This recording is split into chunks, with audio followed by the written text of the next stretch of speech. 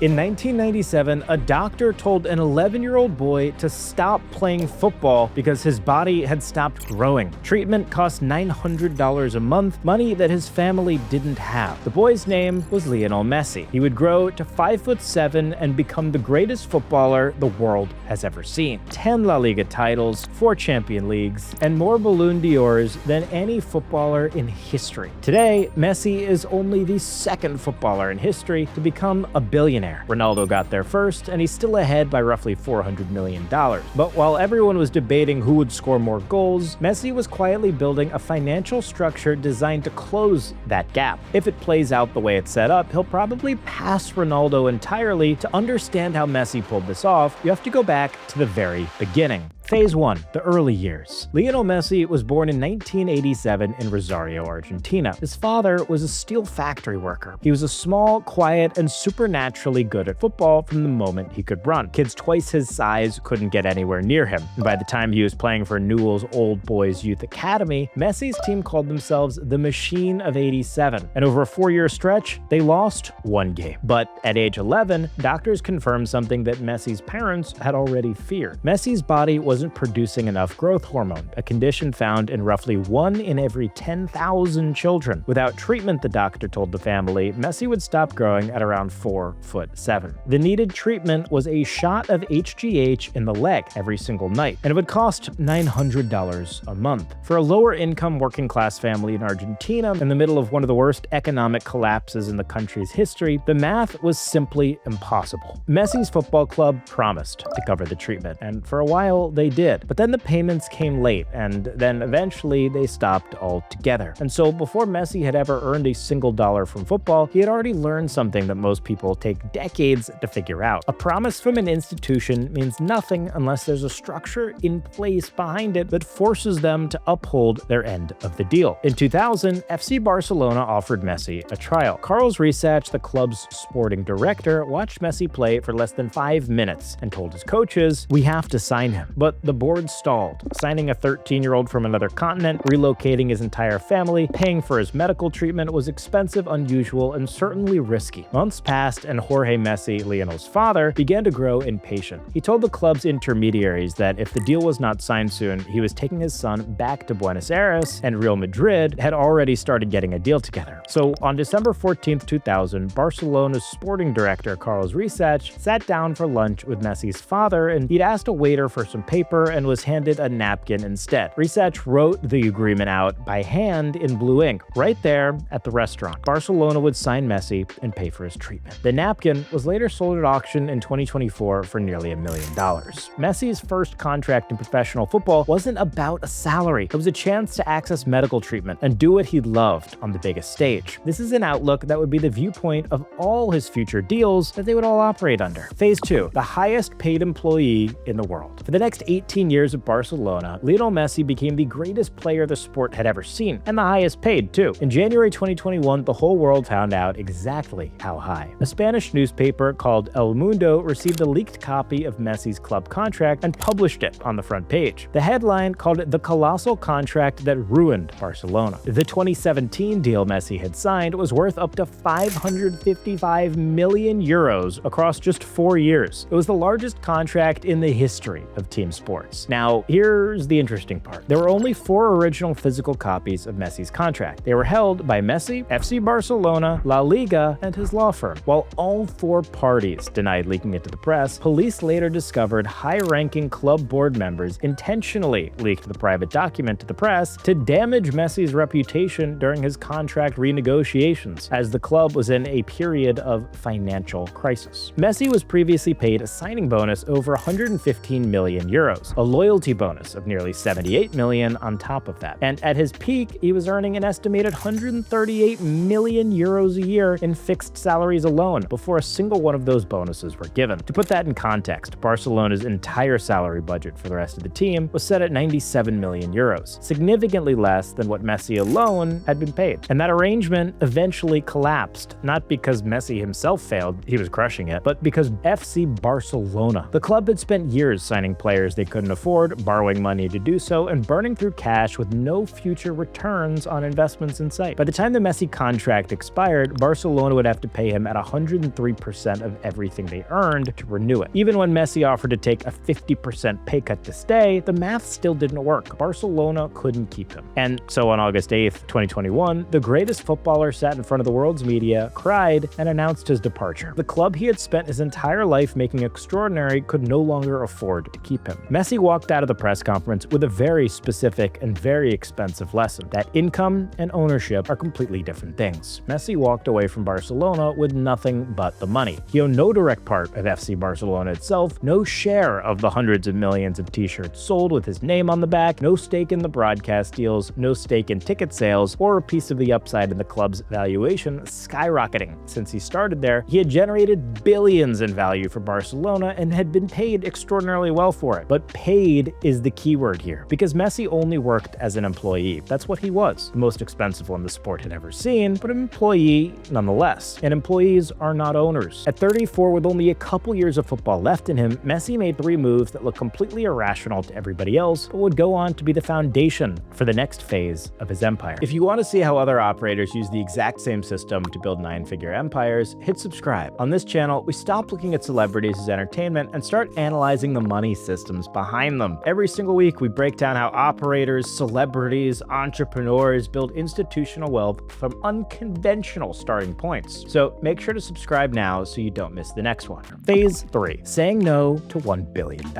After 2 years at Paris Saint-Germain, Messi was a free agent with 3 offers on the table. Barcelona wanted him back, and Messi wanted to go, but the same La Liga financial rules that forced him out 2 years earlier blocked the deal again. The second offer came from Saudi Arabia. Al-Hilal put a $1.5 billion offer on the table for a 3-year contract, an annual salary at around $500 million a year. That's more than 5 times what Barcelona had been paying him at his absolute peak. It was also the largest contract ever offered to any athlete in any sport anywhere in history. The club exists at this scale for one reason. The Saudi government had been aggressively spending an estimated $50 billion since 2016 on sports properties as part of a deliberate geopolitical strategy to reshape how the whole world sees them. Al Nassr is a piece of that strategy. The third offer, it came from Inter Miami, a club who had never won a single trophy. The Miami deal was worth around $60 million a year. Saudi Arabia was offering him roughly 8 times that, but Messi said no and signed with Miami. The football world called it a lifestyle decision, a legend choosing a casual fade off the field over one last large payday. But here's the part that everybody missed. Apple had just signed a 10-year, $2.5 billion broadcast deal with the MLS, and as part of bringing Messi in, they agreed to give Messi a direct cut of every new subscriber to their MLS League Pass streaming service. The day before Messi's debut, MLS Season Pass only signed up around 6,000 new subscribers. On the day of Messi's debut, 110,000 viewers signed up for MLS Season Pass. That's a 1,690% increase in a single day. Apple CEO Tim Cook later went on an earnings call and told investors that Messi's joining Inter Miami had helped the company beat its subscriber targets. Then Adidas, who had already had a lifetime deal with Messi, agreed to give him a share of any increase in sales his move to MLS and Inter Miami generated. In the days after Messi's signing, when it was announced, Adidas received 500,000 jersey orders. They had to double their manufacturing budget just to keep up with the orders. And then there was the ownership option, a stake in Inter Miami itself, meaning the better the club does, the more that stake is worth. When Messi signed to Inter Miami in 2023, the franchise was worth $585 million. Today, it's worth $1.45 billion. But revenue had gone from $56 million a year to nearly $200 million, a 300% jump in under 3 years. Before Messi arrived, Inter Miami had never won a trophy and was playing in a temporary stadium in Fort Lauderdale, an hour outside the city it was named after. Season ticket waitlists demanded overnight based on Messi signing. Jersey sales exploded, sponsorship deals repriced immediately. Apple subscribers signed up in the hundreds of thousands to watch Messi play and kept paying month after month. The club won its first ever MLS Cup in 2025, and in April 2026, Inter Miami opened New Stadium, a 26,700-seat venue in the heart of Miami, part of a $1 billion